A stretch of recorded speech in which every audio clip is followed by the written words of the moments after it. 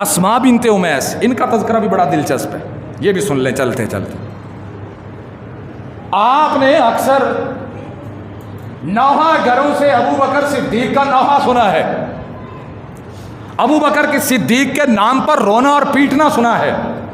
نام نہیں لیتے، نام صیغہ راز میں رکھتے ہیں اور بات ابو بکر صدیق کی ذات پہ کرتے ہیں۔ یہ اسما بنت امیس رضی اللہ تعالی عنہا یہ صحابیہ ہیں۔ کون ہیں یہ؟ صحابیہ ہیں۔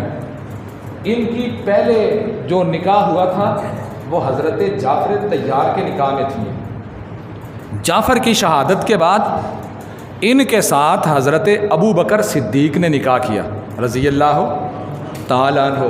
حضرت ابو بکر صدیق کی وفات کے بعد، اور روایات اس بات کی گواہ ہیں کہ حضرت ابو بکر صدیق کو غسل اس عورت نے دیا تھا جس کا نام اسما بنت امیس ہے رضی اللہ تعالی عنہا۔ یہ اسما بنت امیس حضرت ابو بکر صدیق کی وفات کے بعد ان کے ساتھ نکاح کیا حضرت علی نے۔ بات سمجھیں کہ نہیں؟